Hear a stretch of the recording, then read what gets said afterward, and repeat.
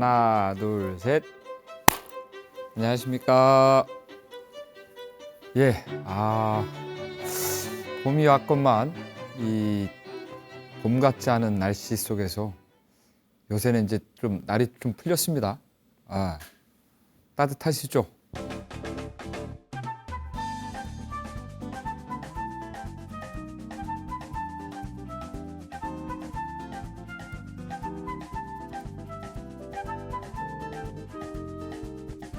눈앞에 이제 꽃이 피고 마음에도 꽃이 활짝 피는 그런 계절이 오기를 바라겠습니다. 자, 오늘은 어디로 가볼까요? 예, 경북 의성에 있는 그 고은사라고 하는 본사로 한번 가보도록 하겠습니다. 고은사는 신라 문무왕 681년에 창건이 됐어요. 창건 당시에는 원래 이제 높을 고자를 써서 높을 고자의 구름문자, 그러니까 높이 떠 있는 구름이라는 뜻에서 고은사라고 했는데, 신라의 이제 그 유학자이자 대문인이었던 최치원 선생이 그 고은사에 머물면서 이제 그 여지 여사 스님이랑 이렇게 가헌루라고 하는 누각을 지면서 원래 최치원 선생의 호가 고은이라고 합니다. 인연이죠. 근데 다른 그 의미에서의 고은이래요. 원래 있던 이 고은사는 높을 고자를 썼는데 이 최치원 선생의 그 호는 외로울 고자, 홀로 고자, 홀로 뜬 구름 같은. 그래서 지금의 그 고은사가 이 한자가 바뀌어서 최치원 선생의 호를 따라서 고은으로 바뀌게 됩니다. 고려 태조 왕건의 이제 스승이었던 도선국사에 의해서 고은사가 다시 한번 크게 중창이 됩니다. 그래서 도선국사가 중창하면서 지금의 이제 약사전에 있는 고은사의 약사전의 안에 있는 불상과 그다음에 3층 석탑을 조성했다라고 이제 전해지고 있습니다.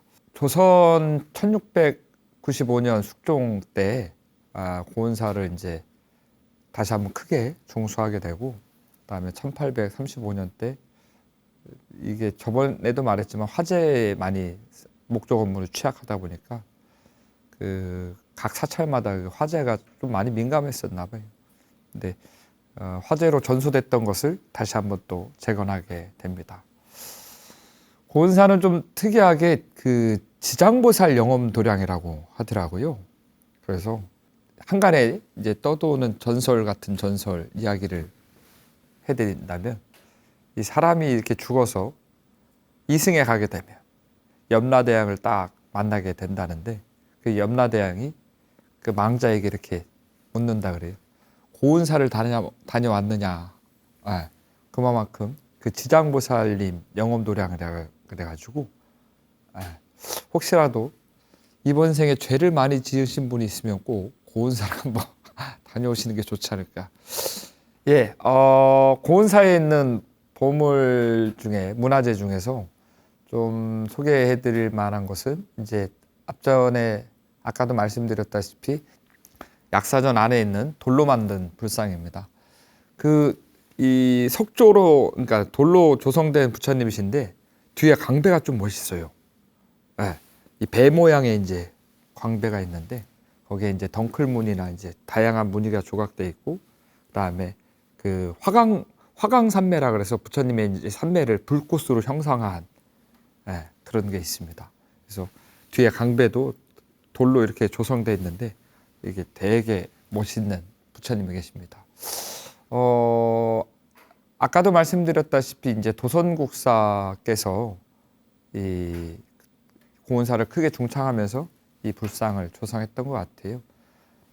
그래서 8세기의 그 불상과 뚜렷하게 구별되는 9세기의 전형적인 특징을 나타내고 있는 불상이라고 할 수 있습니다.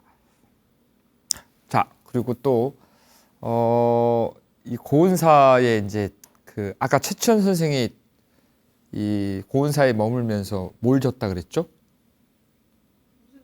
그렇죠. 누각을 하나 줬다 그랬죠. 원래 이름은 가헌루였는데 이게 뭐 이렇게 좀 보수 정비를 하면서 고려 공민왕 때 이름이 바뀌게 됩니다. 그래서 또 고은사의 그 구르 문자를 따서 가운루로 이름이 바뀌게 됩니다. 되게 뭐 누각인데 되게 절지 사찰 도량의 그 배치에 따르면 누각은 이제 뭔가 대웅전 앞에 그 설법, 그러니까 대중들이 설법을 들을 수 있게 이런 식으로 이렇게 배치가 되는데 이 누각은 계곡을 이렇게 이어주는 가교 역할 같은, 다리 역할 같은 뭐 그런 형태. 그러니까 가운데 계곡이 흐르고 그 위에 누각이 져 있는 그런 형태입니다. 그래서 뭐랄까 되게 자연 친화적이고 멋있는 누각이라고 할 수 있습니다. 지금 현재 조성되어 있는 고은사의 가운루는 고은사 사적비 기록에 따르면 1668년에 조성이 됐다고 합니다. 그래서 이 계곡 위에다가 지어진 이 누각의 형태는 높낮이를 기둥의 높이를 이렇게 좀 격차를 둬서 그 수평을 맞췄다 그래요. 그래서 되게 그 자연과 어울리는 그런 누각이라고 할 수 있습니다. 그래서 사찰 누각 중에서는 가장 큰 규모라고 합니다. 그래서 조선 시대의 양식도 보여지고 해서 문화재적 가치로도 크게 의미가 있다라고 할 수가 있습니다. 자, 다음으로 고은사 안에 되게 독특한 건물이 있습니다. 그 사찰에는 왠지 다 그 불교 양식의 건물만 있을 것 같죠. 근데 고은사에는 불교적 양식이 아닌 이 조선 시대의 건물의 양식을 띠고 있는 건물이 하나 있는데 연수전이라고 하는 건물입니다. 원래 조선 영조가 이 왕실의 계보를 기록한 어첩을 이렇게 고은사에 내려보냈다 그래요. 그래서 고은사에서 그걸 이제 봉안하는 이 건물을 하나 짓는데 그걸 이제 연수전이라고 이름을 했다고 합니다. 근데 이제 뭔가 이렇게 좀 보수 정비를 하면서 좀 훼손되었다가 고종 때 1902년에 이 고종 황제의 무병장수를 발언하고자 다시 한번 크게 중창을 합니다. 그래서 우리나라 이제 전통 왕실의 양식에 맞는 그런 건물이라고 할 수 있죠. 그래서 보통 사찰에 들어가지 않은 다양한 이제 무늬가 들어갑니다. 그림이 그려지게 되는데 뭐 태극문이며 봉황이며 그다음에 뭐 이 용이며 영지버섯 같은 뭐 다양한 그 왕실과 관련된 그런 도형이나 그림들이 그려져 있는 건물이 있습니다. 그래서 이 연수전 같은 경우는 물론 영조 때 지어졌지만 이제 대한제국이 형성되는 그 시기쯤, 그래서 왕실의 문화를 이렇게 좀 볼 수 있는 그런 변천을 볼 수 있는 그런 아주 귀중한 문화재 자료라고 할 수 있습니다. 그래서 고은사 경북 의성에, 의성하면 뭐가 유명하죠? 어우, 이런 건 또 잘하시네. 먹거리를 따라가야 되는군요.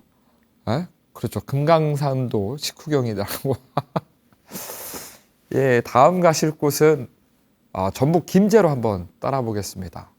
전북 김제에 금산이라고 하는, 금산사라고 하는 절로 한번 가보도록 하겠습니다. 금산사는 백제 법왕, 그러니까 599년에 창건이 됐다고 합니다.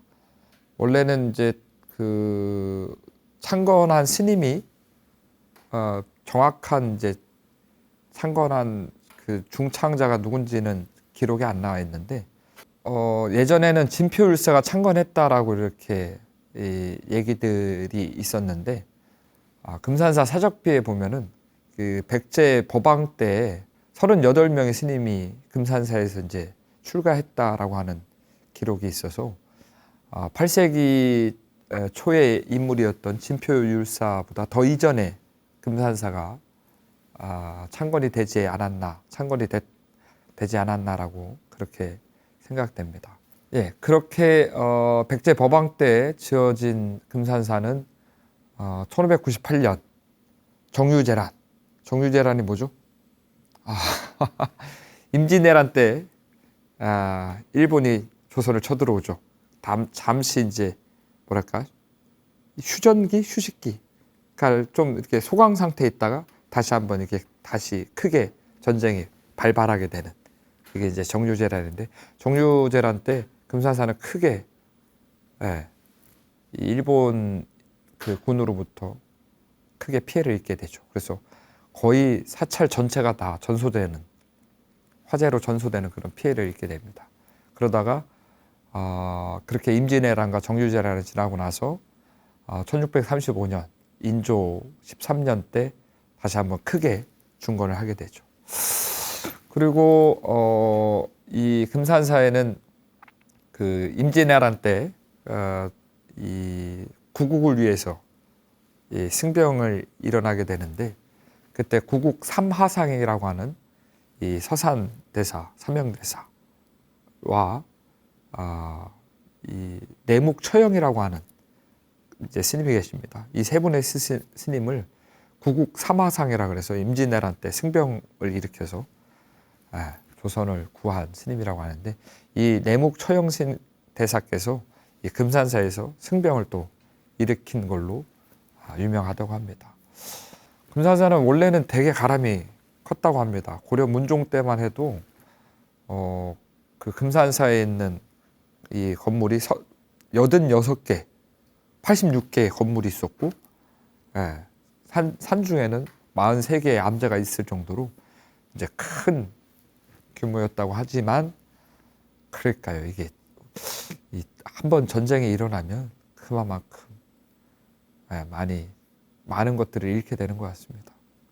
그래서 그래도 지금 이 대가람을 잘 유지하고 있는 금산사입니다. 금산사에서 좀 눈여겨볼 문화재가 뭐가 있냐면 되게 큰 건물이 하나 있습니다. 우리나라뿐만 아니라 세계 최대의 크기의 이 건물 안에 있는 불상 가운데 세계 최대의 규모로 자랑하고 있는 불상이 하나 있습니다. 바로 금산사 미륵전인데요. 이 금산사 미륵전 안에 있는 미륵 부처님의 크기가 한 12m 가량이 된다 그래요. 이 건물 안에 있는 불상 가운데서는 단연 최고의 크기를 자랑한다고 합니다. 그리고 양옆에 보살님의 크기도 근 9m 정도의 크기를 자랑한다고 그래요. 그 12m 정도의 부처님을 모시려면 정각이 커야겠죠. 그래서 미륵전 자체도 3층 건물입니다. 이 미륵전이 원래 있었는데 정유재란 때 이제 크게 불탔다 그랬죠. 전수가 다 됐다 그랬죠. 그러다가 1635년 때 인조가 다시 한번 금산사를 이제 크게 중창하면서 이 미륵전이 다시 지어지게 됩니다. 이때 3층 건물로 미륵전이 지어지게 되는데 통층입니다. 그래서 이제 뭐 걸어서 올라갈 수 있는 구조가 아니라 그냥 밖에서 보면 3층의 모양이지만 안에 들어가면은 하나의 큰 모양이죠.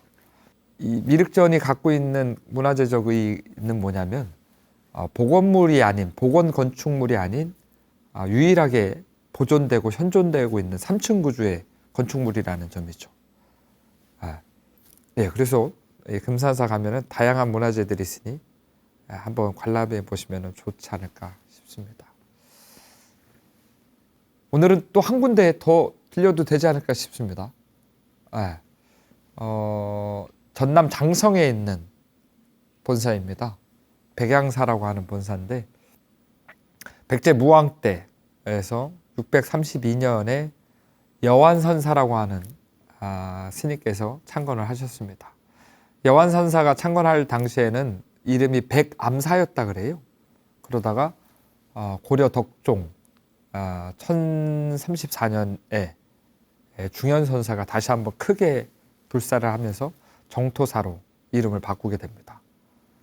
그러다가 이제 조선 시대에 이르러서 선조 때 1574년 때 환양선사라고 하시는 스님이 계셨다 그래요. 그 환양선사 스님께서 이제 그 앞전에 이제 원래 그때 이름만 해도 이제 정토사였겠죠. 정토사 안에 영천암이라고 하는 암자가 있는데 그 암자에서 이제 금강경을 대중들에게 이렇게 법회를 열어서 설법을 했다 그래요. 한 7일 동안. 근데 그때마다 하얀 양이 이렇게 나타나서 그 스님의 설법을 듣더래요. 그래서 법회가 끝나는 그 마지막 날에 꿈에 하얀 양이 이렇게 그 환양선사 꿈에 나타나서 자신은 원래 천상 세계 사람이었는데 죄를 짓고 축생의 몸을 받게 되었다. 근데 스님의 금강경의 가르침을 듣고 자기가 이제 다시금 천상 세계에 태어나게 됐습니다. 그래서 감사합니다 하면서 이렇게 꿈에서 그 하얀 양이 나타났다 그래요. 그래서 절을 하고 사라졌는데 그 다음 날 그 영천암 아래에 이렇게 보니까 정말 하얀 양이 죽어 있었다 그래요. 그래서 그 후로부터 정토사를 백양사로 이름을 또 바꾸게 돼서 지금의 백양사가 되어 있습니다. 그러다가 이제 조선 선조 때 그렇게 백양사로 바꾸고 나서 또 화재로 많이 이렇게 소실되었다가 1864년 고종 때 도암선사가 재건하고 1917년에 만암선사가 크게 중창해서 지금의 백양사 가람을 형성하게 됩니다. 백양사의 문화재 중에서 이렇게 한번 보시면 좋을 문화재는 아미타열의 설법도라고 하는 탱화가 있습니다. 이 아미타열의 설법도 이 탱화는 1775년에 영조 때 조성된 건데요. 이 당대의 최고의 이 화승이었던 생민스님께서 이 탱화를 조성하게 됩니다. 이 생민스님은 이 당대의 또 최고였던 의겸스님의 제자였다 그래요. 네, 의겸스님의 그 가르침을 잘 받고 이 백양사 아미타 열의 설법도를 11명의 이제 스님들과 함께 조성하게 되는데 처음에는 이제 이 1990년대 중반 때 이 아미타 열의 설법도가 도난당하게 됩니다. 밤손님에 의해서. 그러다가 2006년도에 다행스럽게도 이 탱화를 찾아서 다시금 백양사에 이제 돌아오게 되죠. 이 아미타 열의 설법도가 이 백양사로 이렇게 돌아오게 되는데 이 원래 탱화에도 복장을 합니다. 이 탱화가 한 겹이 아니라 여러 겹을 이렇게 배접해서 이렇게 하거든요.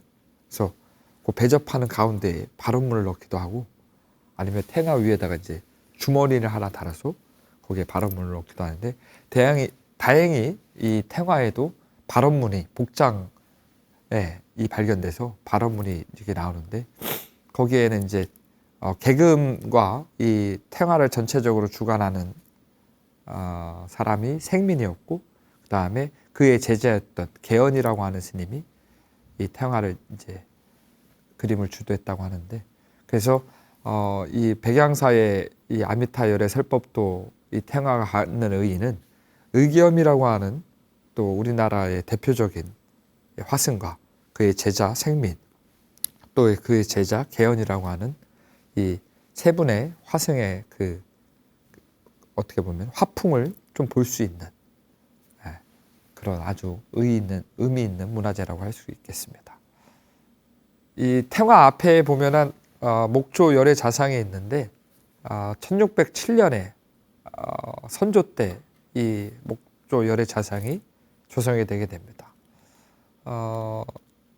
원래는 이 목조 열의 자상의 이제 그 조성의 이유는 선왕과 그러니까 왕실의 그 선왕과 선왕후의 발원을 위해서 이 부처님을 조성했다 그래요.